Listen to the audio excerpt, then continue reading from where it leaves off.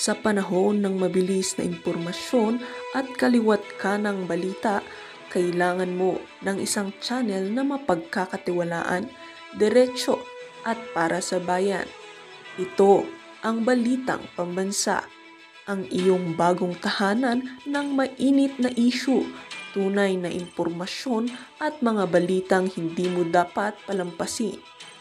Mula sa mga trending na kaganapan sa social media hanggang sa mga seryosong isyong pambansa.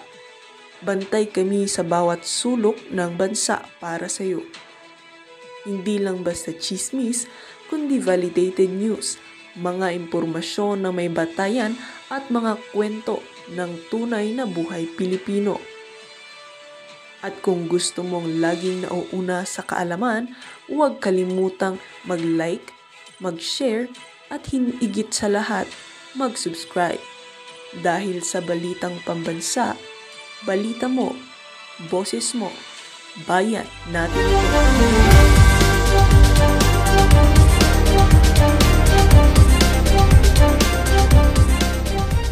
Mga hindi abogado katulad ni Risa, ni Tito Soto na bakit ito pinahimasukan, nakalagay doon sa konstitusyon. Ito po, napakasimple na ang gagawin kong eksplanasyon kasi baka hindi abot ng utak ng iba. Hindi naman sa ininsulto ko si Risa, pero gano'n na nga. Ay, eto po, oo, ang konstitusyon ang nagbibigay sa Senado ng sole power to hear and decide impeachment cases. Tama! Ngunit, paulit-ulit na nating sinasabi, napakasimple lang naman, before you can, jurisdiction ang una. Before you can hear and decide any case, mula sa pinakaman Metropolitan Trial Court hanggang sa Court of Appeals, plus ang impeachment court.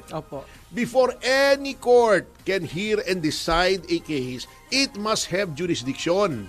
Because jurisdiction is the power to hear and decide a case. Okay, Okay. Ngayon, sinabi nga ng Supreme Court, wala kayong jurisdiction. Bakit Supreme Court at hindi impeachment court? Sapagkat may alegasyon ng grave abuse. At ayon din sa konstitusyon, the same constitution that created the impeachment court, ay ang Supreme Court ang may katungkulan na sabihin kung may grave abuse. Anong ibig sabihin kapag may grave abuse? Walang jurisdiction. Kasi grave abuse of discretion amounting to lack or excess of jurisdiction. Walang jurisdiction o sumobra sa jurisdiction. May power ka pero sinobrahan mo yung pag-exercise ng power. Okay. Paano magpapasok yung constitutional power ng impeachment court para mag-hear and decide kung walang jurisdiction? So, it never vested. The power to hear and decide never vested in the impeachment court in the first place kasi may 1-year ban nga among other things. Okay. Yun po yun, Miss Ontiveros. Magtanong po kayo sa abogado kasi ang problema, ang pinagtatanungan yung abogado, yung may confirmation bias. Katulad siguro ni Tony Carpio, the feeling niya nasa Korte Suprema pa siya na dapat magmamaig. Akalamin mo namang sabihin mali daw, factually in error. Bago, dapat daw mag-oral arguments. Bakit dinidiktahan mo Supreme Court? Wala ka na sa Supreme Court. And Mr. Carpio, yung sinasabi ni Larry Gadon na ang Korte Suprema ay tuta ng mga Duterte. Ikaw, Mr. Tony Carpio, noong ikaw ay nasa Korte Suprema, lahat ng boto mo ay pabor dun sa nag-appoint sa'yo. Di ba yung sa Arroyo, yung TRO, kinontra mo dahil ang nag-appoint sa'yo ay, ang kinakampihan mo ay yung si Aquino. Dahil ikaw ay out and out dilawan. Si Tony Carpio, lahat ng boto niyan is in accordance with his political beliefs. Political, hindi sa batas. Ano nangyayari, Mr. Carpio? Lagi kang nasa minority. lagi kang natatalo sa botohan. Laging mali ang iyong opinyon. Bakit ko sinasabing mali? Dahil ang majority lang ang tama. Ganon po ang Korte Suprema. Mag-dissenting opinion ka man, mali ka pa rin. So do not tell us now na tama ka kasi malimit nung ikaw ay mahistrado pa ng Korte Suprema. You were always on the losing side. Do not dictate on the Supreme Court. Bordering on contempt na yung ginagawa nyo kung ano-anong criticism na. Pero nalungkot ako ha. Bakit? Inendorso ng INC si Senator Bam Aquino. Tapos ngayon hindi nga sinusunod yung magandang plano niya noon. Kaya naniwala sa kanya. Kaya nga sabi ko sa inyo, doon Masakit ka bumili yun. ng timba Masakit yun, sir. ng timba at saka mga drum kay Bam Aquino. OMG. Kito mo ba naman ito? Magpupush ka ng resolution from the Senate. Sasabihin mo kung anong dapat gawin ng Supreme Court. Hindi mo na ginalang yung separation of powers at saka yung pagkako-equal ng Supreme Court. Ibe-pressure mo. Ano ba namang mentalidad ang mga ito? Kasi ang mga nalalagay sa Senado, yung walang yung mga walang statesmanship at saka senatorial temperament. Alam nyo kaya Senate yan. Senex ang root word niyan in Latin. Senex, parang senile, senior, may edad. Bakit may Senado noong panahon ng Roman times kung saan nagmula ang Senado? Kasi ang presumption, di ba, pag may edad ka na, may wisdom ka na. Hindi ka na mapusok. Mas malinaw ng pag-iisip mo. Kaso mo, may mga tao pala na tumanda nang walang pinagtandaan. Sabi sa Batangas, di ba? Oo. Yun ang nangyayari nito. Bakit mo impluensyahan ng Supreme Court? Gagamitin mo pa yung office mo as a senator para impluensyahan? Kung mag-disagree kayo. Ay nako, may sinasabi pa itong si Carpio. Sorry po, hindi na po kayo miyembro ng Supreme Court. So your opinion is only as good as the opinion of my driver or of my secretary or myself. And I disagree with you. Sasabihin pang hindi yung 1 year ban nag-a-apply. Palpak ang House. Ayaw sumagot sa Supreme Court. Mr. Justice Carpio, although you are free to give your opinion, wag kang magmamarunong na parang mas magaling ka pa sa Korte Suprema. Pangit po yun. Since nawala ka na sa posisyon. Wala na Ang ginagawa mo, you are undermining the very institution that you once served. Tama ba namang pangit? Yan? Hindi ko sinasabing pangit si Tony Carpio, ha? Hindi po sabihin yung ginagawa niya. Hindi, gwapo yun si Atty. Carpio. Naman, makisig, matangkad, di ba? Namit ko na. Matalino naman. Nakalimutan Kaya lang, I respectfully disagree. At ang naiinis ako dyan, bakit parang inu-influensyahan mo yung Korte Suprema? Sasabihin mo, hindi, dapat ganito yan, dapat ganon. Ayan. Medyo masyadong overbearing. Lalong maiinis sa'yo yung taong bayan pagka ganyan. Well, gusto ko rin i-congratulate, Attorney, si Pangulong BBM sa SONA kasi na-focus sa kanya ang attention ng SONA. Hindi, ito nga ang gusto kong sabihin sa SONA, ha? Yan pagpapatuloy natin ang ating pag-aaral mamaya-maya. In-acknowledge na ng ating Pangulo na may corruption. Yun yung magandang nagawa. Sabi niya, hindi ba kayo nahihiya? Yun. Nagpalakpakan naman. Totoo. Yung mga ulalo doon, di ba? Hindi ko sinasabi lahat yung ulalo. Yung karamihan doon, mga ulalo na kontratista. Palakpakan naman! Samantala, ngayon, etong sinasabi ko, kung talagang seryoso itong mga taong ito sa accountability kayo ng accountability dito sa kay Sara, ang tingnan nyo, ang imbestigahan nyo, etong flood control. Eto tingnan nyo, umpisahan ko lang yung ating pag-aaral. Ipagpapatuloy natin yan mamaya. Alam nyo ba na since 2011, ang DPWH ay merong at least 2 trilyon na budget. Hindi bilyon. Alam mo ba, pag-divide mo by 365 ang 2 trilyon, 348 million a day every day Every day. ang panggastos ng DPWH sa baha. O ano, may nangyayari ba sa baha? Nag-iba. Eto ha. Eto lang, panahon ni BBM. Opo. Sa Bicol region alone, ha?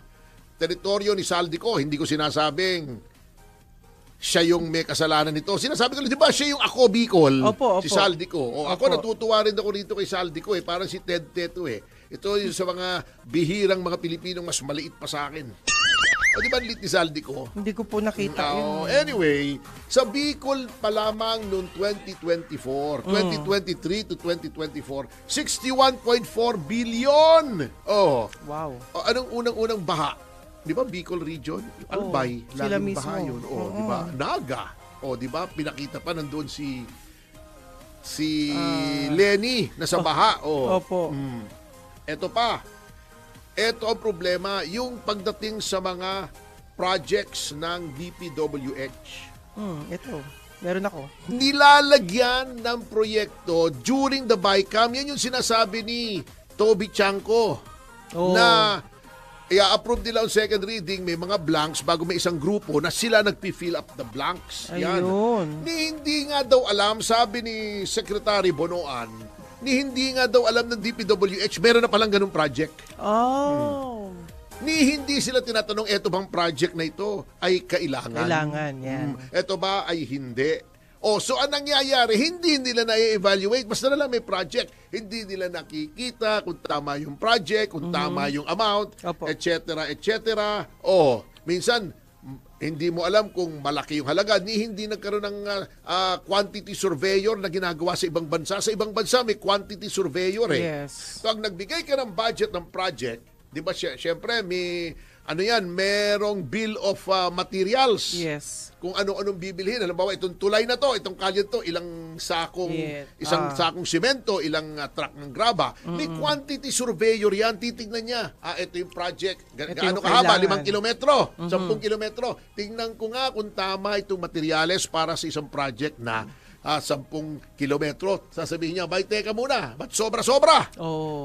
Di ba? Nalalaman na natin, eto wala, basta sinaksak na lang doon. Siyempre, DPWH, executive yan, batas yung GAA, wala silang choice, kundi implement. Plastic. Di ba? Orohan. Di ba, nung nagkakampanya siya, para lang makuha ang boto ng ibang taong undecided, sabi niya, hindi daw siya masyadong nagpa-prioritize sa impeachment, mas marami pa daw na dapat i-prioritize. Ngayong nahalal na, nakuha na yung boto.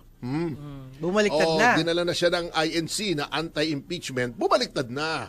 Wala nang sinasabi ngayon, wala nang bukang bibig, kundi impeachment. Walang word of honor yan. Wala, mahirap talaga magtiwala sa isang Aquino. Natatandaan nyo yung ginawa ni Cory Aquino kay Doy Laurel. Yung mga usapan nila, tinalikuran. Bagkos.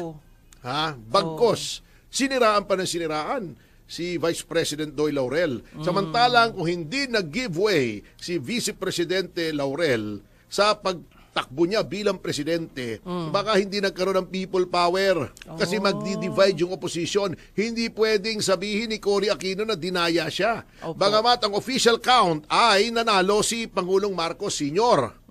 No, ako hindi ko, kahit asar ako rito kay Junior, paninindigan ko ang nanalo noon si Senior. Kaya nangailangan sila mag-people power. Extra-constitutional nga yun. Inagaw nga nila yung poder. Inagaw, ayun. So yun na nangyari. Ako ayoko ng mga pangaagaw ng poder via extra-constitutional means. Kaya yung mga nananawagan, Revgov, or magkudeta against President Marcos, ayoko po yan. For the record, ayoko ng extra-constitutional. Kung papalitan ang pinuno, it should be by constitutional means. Yung ayon sa saligang batas at ayon sa rule of law. Kasi lagi tayong rule of law. Kaya ngayon ang sinisigaw natin kahapon eh. Diba? Respect the Constitution, respect the Supreme Court, respect the rule of law. Ngayon, may mga ulalo ha. Ito, natatawa ako din sa mga kritiko ng konstitusyon ng Supreme Court. May sinasabi sila, ang Supreme daw ay konstitusyon. Hindi ang legislature, hindi ang Supreme Court, hindi ang executive, ang constitution daw. totoo yung sinasabi nyo, pero yung conclusion nyo, mali. Kaya daw, hindi maganda yung ginawa ng Supreme Court na nakialam sa legislature tungkol sa impeachment. Kung sinasabi nyo ang Supreme ay ang Constitution ang nagbigay ng kapangyarihan sa Supreme Court na sila ang mag-determine. Hindi po lamang optional. Ang ibinigay sa Supreme Court ay hindi lamang judicial power. Opo. Na alam naman natin kung anong ibig sabihin ng judicial power. The power to hear and decide actual controversies. Pinalawak pa. Uulitin ko na naman sa mga matitigas ang ulo katulad ni Bam at saka ni Kiko.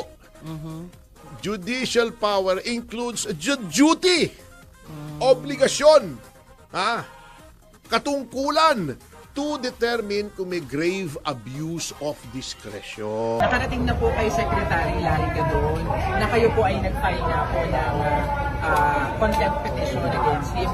Ang sabi po niya ngayon, china-challenge daw po niya kayo sa isang song and dance competition for charity. Ano po ang reaction niyo po dito? Kakasa po ba kayo? He is mentally deranged. That's my reaction. Pero kayo, sir, kayo po ikaw pala challenge eh. Alam niyo po, kaibigan ko yung si Atty. Gadon. In fact, lagi kami nagko-concert niyan.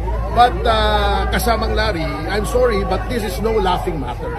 I am an officer of the court and as such, isang katungkulan ko na ipagtanggol ang karangalan at reputasyon ng ating kataas-taasang hukuman. So, I'm sorry. I hope we can still be friends. Sa akin, this is nothing personal. This is part of my duties as an officer of the court. I had to do this. I hope you understand. Alam ko na kung ikaw ay abogado pa rin hanggang ngayon at ako ang gumawa nito, if the situation were reversed, you would have done the same thing. Pero kung gusto mo magkantahan, wala pong problema sa atin. Passion natin yan, kasamang Larry. Pero sir, ano po ba specifically yung ginawa niya para nga po mawaran itong competition from you? Sapagkat sinabi niya 3 beses sa kanyang panayam, ang Korte Suprema ay tuta ng mga Duterte. Ang Supreme Court talaga tuta ng Duterte. Siningle out pa niya ang punong mahistrado ng kataas-taasang hukuman. At 3 beses niyang sinabi, I was scandalized to be candid sapagkat bagamat meron tayong freedom of expression and sometimes I have also criticized some decisions of the court, there should be boundaries. Pagka gano'n na pong masyadong vitriolic na at vituperative, masyadong maangas na at libelous na po yun hindi po natin maaaring palampasin. So, kinalulungkot ko kasamang Larry, I really had to do this.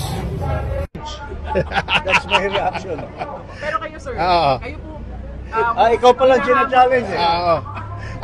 Alam niyo po, kaibigan ko yung si Atty. Gadon. In fact, lagi kami nagko-concert niyan. But kasamang Larry, I'm sorry, but this is no laughing matter. I am an officer of the court and as such, isang katungkulan ko na ipagtanggol ang karangalan at reputasyon ng ating kataas-taasang hukuman. So, I'm sorry. I hope we can still be friends. Sa akin, this is nothing personal. This is part of my duties as an officer of the court. I had to do this. I hope you understand. Alam ko na kung ikaw ay abogado pa rin hanggang ngayon at ako ang gumawa nito, if the situation were reversed, you would have done the same thing. Pero kung gusto mo magkantahan, wala pong problema sa atin. Passion natin yan, kasamang Larry. Boy, baba mo konti. Sir, nataka-green, sir, nataka-green, sir, nakasumero. Nandiyan na, katabi ko. Kasama ko din si Atty. Rolex Subico at lahat po ng mga concerned lawyers. Mag-file po tayo ngayon ng petition for indirect contempt against Congressman Percival Sildanya. Second, Professor Richard Hidayat at yung best friend, I repeat, yung best friend ni Atty. Topacio, si Secretary Larry Gadon. Ang grounds po natin, for example, kay Percival Sildanya, sinabihan niya Supreme Court na Supreme Cuddler ng mga corrupt ng mga opisyales. Second, itong si Richard Hidayat, nag-post sa Facebook at sa Twitter niya na lahat daw ng mga mga justices ng Supreme Court, appointee ng mga Duterte, therefore, hindi independent ang Supreme Court. Bilang abogado, as an officer of the court, we have the obligation to defend the integrity and the independence of the highest court of the land. Yes! Yes! Bakit? Kasi kung wala ng credibility ang Supreme Court, wala ng matirang justisya sa Pilipinas. That's why, as lawyers and as a Filipino, we have the obligation to defend the independence and the impartiality of the Philippine Supreme Court. Yun ang gagawin po natin ngayon. After this, pupunta na ako sa loob, mag-file na po tayo ng petition to declare those 3 individuals for indirect contempt. Thank you. Po, may sasampulan na kaming isa. Ito nakakatawa nga, Ma'am Jubes eh. Opo, sir. Noong nag-warning ako umaga kahapon na magdedemanda ako doon sa mga nambabaso sa Korte Suprema, nung hapon, nag-sorry si Laila de Lima. Okay. Salamat. Oo, naman. pwede kayong mag-disagree, pero wag niyong sasabihin, yung lengguwahe niyo, please watch your language because you're talking to magistrates of the Supreme Court. You're talking to the Supreme Court, the highest court of the land. Kailangang galangin. Ako, pinagtatawanan ko mga ibang opisyal, pero kailan ko sila minura. O, di ba? Pinagtatawanan ko sila kasi nakakatawa eh. Lalo na pag yung buka eh, tabingi, nakakatawa talaga yon. O, pero hindi ko minumura. Oo. Pinagtatawanan. Di pagtawanan nyo kung gusto nyo, pero hindi nyo ako makukumbinsi, lalo na yung mga hindi abogado, na kayo ay tama, yung 13 maestrado na hinirang sila sa Korte Suprema bilang mga maestrado nga ng kataas-taasang hukuman dahil nagpakita sila ng galing sa batas. Eh, mas magaling pa kayo ngayong hindi kayo abogado. No way nyo ako mapapabilib, pero magbigay kayo ng inyong mga opinyon para may mapagtawanan din tayo. Oh, ha? Kaya ayoko na mag-suggest. Hindi, pwede naman, pero huwag niyong sasabihin tama kayo at mali yung Supreme Court. Tama. Oo, eto ha, okay. Very quickly, talakayin natin, ano bang sinabi ng Supreme Court? Kasi may mga nagsasabing nagbigay daw ng bagong rules, dati daw naman wala yun, etc. etc. Mali po kayo. Okay. Anong sinabi ng Korte Suprema noong sinabi nila na walang bisa yung impeachment complaint laban kay pangalawang Pangulo Sara Duterte? Number 1, sinabi nila, yung 1-year ban ay hindi nasunod. Lumabag. Bakit? Kasi na-initiate na kapag may nag-file, may nag-endorse na congressman, at ito ay nirefer na sa Committee on Justice. Ilagay sa order of business, i-refer sa Committee on Justice. Sinabi nila, hindi naman i-refer eh. Kasi hindi inendorso ng Secretary General. Inamin po ng Secretary General, naghintay siya sa utos ng liderato ng Kamara na wag mo nang i-endorse. Hindi po pwede yun. Di ba itong si Rizzo Ontiveros, si Coco Pimentel, forthwith. Kasama po yun sa forthwith kasi nasa rules po na dapat yun ay dalhin sa Committee on Justice within 10 days. Hindi mo pwedeng upuan yun bago sasabihin mo, hindi pa na-initiate kasi hindi pa na dadala. Ayun. Wala kang discretion, walang discretion ang Secretary General. Yun ang unang sinabi ha. Okay. Number 2, sinabi nila, dapat daw yon ay pinabasa sa mga miyembro ng Kamara. Hindi lamang yung bumoto, yung 1/3. Lahat. At dapat yung impeachment complaint na articles of impeachment na dapat yun napamudmod, number 1. Opo. Dapat yung ebidensya supporting the articles ay dapat kalakip noong pinamudmod na articles of impeachment, number 2. Okay. Number 3, dapat daw binigyan ng pagkakataon si Vice President Duterte na tumugon doon sa mga akusasyon laban sa kanila. Sa kanya. Okay, opo. Sabi nila, wala po sa rules yan. na kailangan tumugon siya, na kailangang nakalakip yung ebidensya, etc. etc. Binabago ng Korte Suprema ang rules, ang proseso ng impeachment. Hindi po. Ano ang purpose kung bakit dapat ang articles of impeachment ay number 1, i-distribute sa lahat ng congressmen sapagkat sila ang mag-a-approve or disapprove nito. Di ba kailangan 1/3? At number 2, anong reason kung bakit kailangang bigyan ng pagkakataong tumugon si Vice President Duterte? Yan ba invento lamang ng Korte Suprema? Hindi po.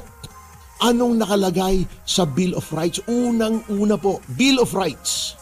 No person shall be deprived of life, liberty, or property without due process of the law. Yan ang tinatawag na due process clause ng konstitusyon. The Bill of Rights, Article 3, yan ng ating konstitusyon, ay limitation on government power. Ano pong tinuro sa atin sa law school? Para doon sa mga abogado pa naman kayo. Anong tinuro sa atin? Ano nga ba? Sa bawat batas, kahit sa bawat kontrata, sa lahat ng ginagawa ng mga opisyal, sa lahat ng actions natin na bilang mamamayan, all the provisions of the Constitution are deemed written into, whether or not yan ay nakalagay sa rules, whether or not yan ay nakalagay sa mga kontrata, lahat ng provision ng Constitution considered kasama. Sapagkat yan ang highest law, pinakamataas na batas. Anong ibig ko sabihin? Baka sabihin nila, bakit pati kontrata? Bill of Rights limitasyon sa power ng gobyerno. Yung non-impairment clause, di ba? Opo. Written into every contract yan. Yan ding due process clause, kaya nasa rules ng House yan o wala, dapat lahat ng gagawin ng House ay may due process. Anong ibig sabihin ng due process? A law that hears before it condemns. Ngayon, si VP Sara lang ba ang kailangang bigyan ng pagkakataon tumugon? Hindi. Pati yung mga magdidesisyon. Kasi it hears before it condemns. Ayun. Bago mo ikondena si Vice President Duterte at ikaw ay mag-approve ng articles para i-transmit sa Senado, dapat nakita mo yung ebidensya. Kung hindi mo makita yung ebidensya, hindi mo nakita yung ebidensya dahil walang kalakip na ebidensya, violation ng due process yan. Ayun na yun. Okay, sige. Anyway, tingnan muna natin ang latest na nangyayari sa Senate leadership mula sa report ni pamahamon ng suntukan si General Torres. Para dyan kayo mag-charity naman. Maraming manonood. Pero Tony, maaga pa alas 11:21 pa lang. Anyway, ituloy natin yung ating pag-aaral, mga magulang at mga kapatid. Okay, so yun nga, sinabi na may procedure na pina-follow at tulad ng sabi ko, para kontrahin yung mga sinasabi ng mga kritiko ng Korte Suprema, due process po yan. Yan ay nasa konstitusyon. Hindi nyo na kailangan na yan ay ilagay sa inyong rules sapagkat due process is deemed written into every rule, every law. In fact, kahit gumawa kayo ng batas at ito ay nagba-violate sa due process clause, i-strike down yan ng Korte Suprema as it has happened in so many cases. Okay, anong mga options ng Senado? Senado as an impeachment court. Ito, sa ganang akin lang, hindi po ako legal luminary. Hindi po ako katulad nung nagpayo kay Senator Tito Soto. Legal luminary daw. Pero graduate yata sa One Ball University. Alam mo yung One Ball University? Ano yung school buko. Eskwela ko, dito enjoy ako. Grabe naman yan. Talaga Tony. Oo, akala ko kasi nag-retire na sa pagiging komedyante si Tito Soto. Hindi pa pala, nagpapapatawa pa siya hanggang ngayon. Sabi niya, may nakausap daw siya at itong taong to ay nagpayo sa kanya na pwedeng hindi pansinin ng Senado yung desisyon ng Korte Suprema. Oh my God! Oh my goodness. Joke ba ito, Senator Tito Soto, joke ba ito? Hindi po nyo pwedeng i-disregard. Ngayon, may nagsabi magbobotohan pa daw. In my humble opinion, even that, wag nyong dapat gawin. Bakit? Kapag nagbotohan ang Senado kung susundin o hindi ang Korte Suprema, it sends the message na optional ang pagsunod sa Korte Suprema. Hindi po ganun. Tama, parang E paano? Kung ang boto ng karamihan ng senador ay tuloy, i-disregard nyo yung Korte Suprema. Hindi nyo pwedeng gawin yan. Oo. Number 2, kahit na manalo yung no votes na no, wag ituloy, mali pa rin po yung gagawin nyo. Ito po ang dapat gawin ninyo in my humble opinion. Nag-convene kayo since na-convene na yung ang Senate as an impeachment court. Pasumpain nyo na rin yung mga bagong senador at senator judges. Then, since na-inform na naman pala kayo, in-acknowledge na-inform na by email yung Senate ng desisyon ng Korte Suprema, the Senate President as presiding officer of the impeachment court should inform formally the members thereof, the senators judges, na mayroong desisyon ng Korte Suprema na wala silang jurisdiction. Therefore, i-declare na niya na functus officio ang impeachment court. Yun, very orderly. Ngayon, kung may hihirit, hayaan nyo siya magdadaldal, bigyan nyo ng 15 minutes. Pero pagkatapos noon, hayaan mo magdaldal si Ontiveros, kung sino man dyan, si Tito Soto, then pagkatapos, tapos na. Wala rin namang magagawa yung daldal nila. Pero out of respect to them, lagay ninyo on record yung kanilang gusto.